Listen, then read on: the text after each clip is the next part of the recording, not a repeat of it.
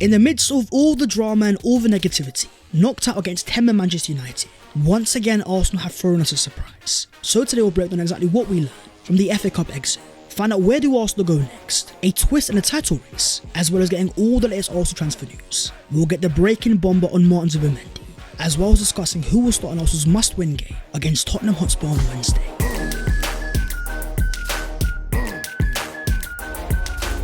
Yo, what is going on guys? My name is Bass14, welcome back to your boys channel, and wow, right now it is so hard to be an Arsenal fan. There's so much things to talk about. So as per, smash a like on the video if you enjoy it and subscribe to the channel if you are new. But starting off with what we learnt for Arsenal 1, Man United 1. In a game that Arsenal knocked out at the Emirates Stadium, going all the way to a penalty shootout against 10 men, with Havertz missing and United taking advantage. This was a low point in the Mikel Arteta era. Not only to lose to a side that is sat mid-table in the Premier League, but at your own ground where you made so many chances. In a season where so many Arsenal fans are demanding silverware, with the Premier League looking far away, the Champions League looking like a long shot, after the Carabao Cup defeat against Newcastle, not winning this game was absolutely detrimental. And things weren't helped 40 minutes into this game, where Arsenal striker Gabriel Jesus was taken off holding his knee, stretchered off in major pain, with the forward line already decimated in injuries. No Ethan Nwaneri, no Bukayo Saka.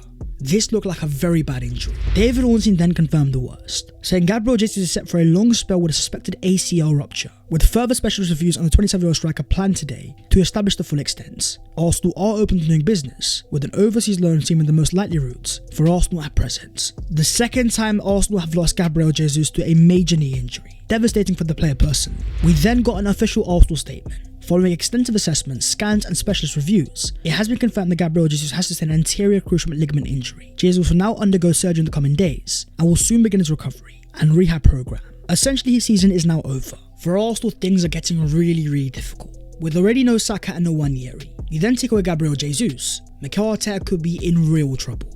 In a summer where he let go of Emile Smith-Rowe and Eddie Nketiah, then even sanctioned the Fabio Vieira loan, Arsenal took a major risk going into the season, one of the thinnest squads in the Premier League, with the idea of keeping robust players that could hopefully avoid injury. But with a jam-packed calendar, more Champions League games than ever before, the idea of competing on every single front, Arsenal's forward line is currently all over the place. With a startling stat, Rice has gone from playing 91% last season to 70% this season. White's gone from 87 to 39, Ødegaard 86 to 51, Saka 82 to 67. Too many significant injuries. So surely in terms of a brand new signing, with no Gabriel Jesus now as well, Arsenal will have to enter the market to sign a new forward.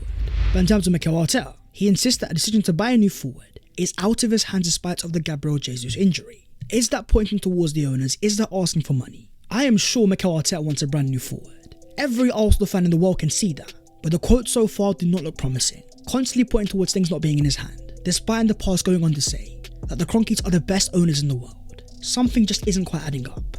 For Arsenal, another game in the all-white kit, and another very damning defeat. 1-0 to Forest back in 2021-22, 2-0 to Liverpool last year, and now knocked out of Man United this season. But in his post-match interview, Mikel Arteta repeatedly said that it was unbelievable that Arsenal didn't win this game, and I'm sure he'll be pointing towards the stats that were all in Arsenal's favour, with a whopping 70% possession, 85% field tilt, and a 6.0 expected rec rated. Arsenal ended the game with an XG of 3.87 to Man United 0.33. As Arteta said, it's incredible how we don't win this game. We didn't get what we deserved, but there's an element about putting the ball into the back of the net. The reason why he keeps saying that is because Arsenal had the chances, numerous one-on-one opportunities, goal-gaping moments, from the Ødegaard penalty to the Havertz miss. For Arsenal, it has been a very damning week, having created an XG of 8.23 in the last 2 games. We've only scored 1 goal. Of course, football's a game about luck, but at one point it becomes less of a luck issue and more of a skill one. That's why you had Kai Havertz dropping a 6.8 rating, playing all 120 minutes, having missed 2 massive chances, 1 a penalty, but missed in a penalty shootout. Off the back of this game, he has received a lot of criticism, some going over the top of personal digs, going towards his family with unacceptable DMs, but ultimately I get a lot of the frustration, having missed such gaping opportunities, with many Arsenal fans in the past already sceptical, not seeing Havertz as a long-term solution. One thing I'll say is strikers will always miss chances. You look at Erling Haaland this year, one of the best strikers of all football, having only scored 2 goals from an XG of 8. A lot of top clubs don't sign strikers because of how clinical they are. It's more about their threats. How well can they position themselves? Can they generate goal-scoring opportunities? But the issue for Arsenal is we have too many XG minors. Players able to get themselves in the right positions, look like they're about to score, but spurn way too many opportunities.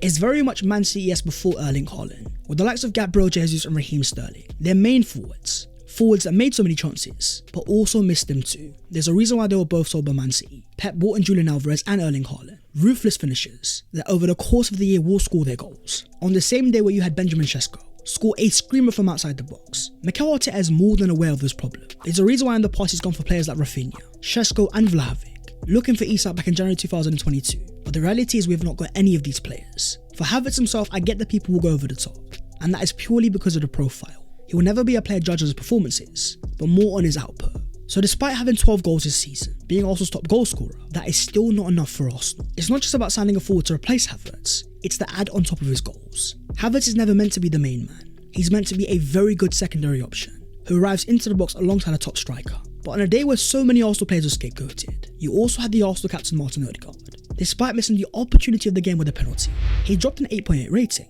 with 116 touches, 74 passes, a whopping 10 chances created, alongside 2 absolute sitters. But the crucial moment of course was the penalty. Having taken 5 in his career, this was the first that he'd ever missed. It wasn't even that bad of a penalty, more of a great save by their goalkeeper. But in a game that he had an expected assist of over 2, he was Arsenal's most threatening player by a mile, creating the most chances and the most big ones. After the game he says, "This is a tough one to take, but we have massive games coming up.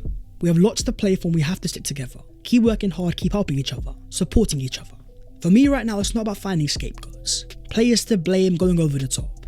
It's about looking forward for solutions. Football doesn't end after a defeat. As painful as it can be to take, there's always stuff you can learn. So in a game where we had so many chances and missed every single one of them, one of the few positives was Raheem Sterling. In his first Arsenal appearance in nearly a month, he dropped a 7.2 rating with 5 out of 10 dribbles, alongside 1 key pass and 8 ground balls won. We all know Sterling is not the long-term solution, but in our current state with so many injuries, this was a very promising cameo, a player offering directness and 1v1 quality, someone that can play on the right hand side and has proven himself. He offered Arsenal a level of individuality, a bit of urgency in the final third to break through, a major part for Arsenal winning their penalty. But for Mikel Arteta there's no hiding, as Arsenal got knocked out before the 4th round, knocked out at the very first stage, in 3 of the last 5 seasons. Thankfully for Arsenal in terms of the title race, Forest were able to hold Liverpool to a 1-1 draw, making it back-to-back league games, or Liverpool dropping points. The gap still remains 6, but Arsenal can close it down to 4. But the pressure is still building, with a growing amount of fans calling for Mikel Arteta to be sacked. But in terms of my own personal opinion, I don't see that as a solution. And the reason why I say that, by sacking Mikel Arteta, Arsenal would have to make multiple changes. A new manager is not guaranteed success, nor to lack our current group of players, potentially changing a lot of personnel. Yes, Arsenal have an amazing core, but for me it's all about making that one single change, signing that elite forward. With Arsenal having spent the 4th highest amount since the arrival of Mikel Arteta in December 2019, this whole idea that Arsenal have spent an insane amount of money just isn't factually true. But if we can sign that elite forward in this current team, having just gone 13 games unbeaten prior to our last 2 defeats, you think about the 3 games that Arsenal drew, Brighton, Fulham and Everton. Imagine having a player like Alexander Isak, a single player that could change the entire narrative, win those games and get you over the line. You then look at our last 2 games against Newcastle and Man United, an XG of over 8 created, but 1 goal scored. I once again look towards that elite forward. A simple change of Isak for Havertz, and Arsenal could have easily won the last 2 games. Right now I see it as Arsenal against Arsenal. They are the only people holding themselves back, because according to reports money has been available. We didn't spend massively in the summer, with over half a transfer window remaining. If the owners have any sort of ambition whatsoever, sign that elite forward, make the opportunity, and give this team that forward it's crying out for. But of course this is all my own opinion, so let me know your current thoughts on Mikel Arteta, and what do you think Arsenal should do next. But moving on to the latest Arsenal news. With games coming thick and fast, there's no time for Arsenal to waste. And with the transfer window still open, with no Gabriel Jesus, no Nwaneri and no Bukayo Saka, Arsenal signing a new forward has become an absolute necessity. And according to reports, Arsenal owner Josh Kroenke will be in attendance as Arsenal take on Tottenham on Wednesday. And that will not just be to watch the game, transfers will also be on the agenda. So after Mikel Arteta has caught before the United game, saying that we have certain limitations, a lot of gaps and a lot of things to cover to become the team he wants, and then the availability of those players. Can you afford them? Even if you want, sometimes it's not been possible. For me, that's a cry towards the owners. Give me the money to get me that forward. Even according to Miguel Delaney, Arteta wants a forward, but he's not going to go out publicly for numerous reasons. They want Nico Williams, so the wages are very high. Gyökeres is an option, but it's easy in the summer. According to Darmesh for Sky Sports, Arsenal are definitely looking for a striker. The way I see it, we currently have no excuses. Our hand has been forced more and more by all these injuries, but even before that Arsenal needed a forward. According to John Cross, Arsenal have the scope to spend on the PSR in January. and also in the summer, but they are keen not to panic buy. Jan deals are notoriously difficult, but if they're able to bring forward one of their summer targets, then that would appeal and also give the squad a lift. Then it becomes a question of who are Arsenal going to go for. Well, according to reports in Italy, Arsenal have made contact with Manchester United about a potential deal for Marcus Rashford, valuing him at £21 million. A player that is available and a player that definitely has talent, able to play as a striker and left winger, giving Arsenal a versatile profile across the front three, a history of ripping up the Premier League. When in the right environment and the right form, this is a market opportunity that Arsenal could be looking at, but I don't think it will happen.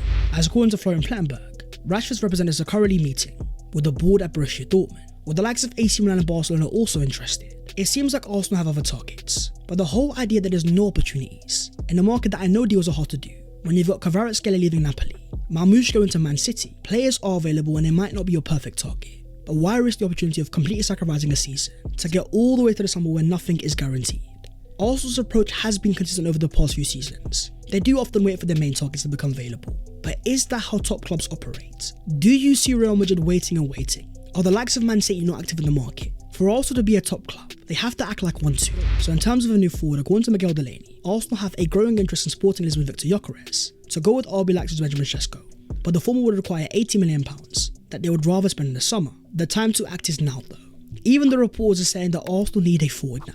So in terms of other targets, that's where you may have Juventus' Dusan Vlahovic, a long-term target of Mikel Arteta, who desperately wanted before going to Juventus. According to reports in Italy, Arsenal are in the market for a striker, and they are evaluating the signing of Dusan Vlahovic, with more reports from the UK claiming that Arsenal are discussing internally about a loan move for Vlahovic. As reliable Statistical reports, Arsenal do have historic interest in Dusan Vlahovic. He's not Alexander Isak, but he's a profile that Arsenal don't have. A player in the box that would improve our presence, while also able to be an outlet.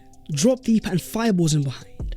There's a reason why Arsenal wanted him back in the first place. At Juventus things haven't been electric, but the goals have still been very consistent. From 16 last season to 7 this season, at still only 24 years of age, Vlahovic as alone wouldn't be a major gamble, especially Arsenal where we have a history of making players thrive in a certain environment. Think about legends Dennis Bergkamp, Thierry Henry, players that weren't thriving in their previous clubs, but came to Arsenal in the right circumstance and wanted to become all-time greats. I do believe that Arsenal will get a new forward this window, with the Vlahovic move looking more possible. After this news from Fabrizio Romano, confirming Randall Koulibaly to Juventus, here we go. A deal in place on loan until June with no option to buy. By signing a brand new forward, it opens up the possibility of letting Vlahovic go. If they are not in the best financial position, a short-term loan for Arsenal would make sense, because we might have other targets in mind, Sesko, Isak and whoever else, but we still have to improve this season.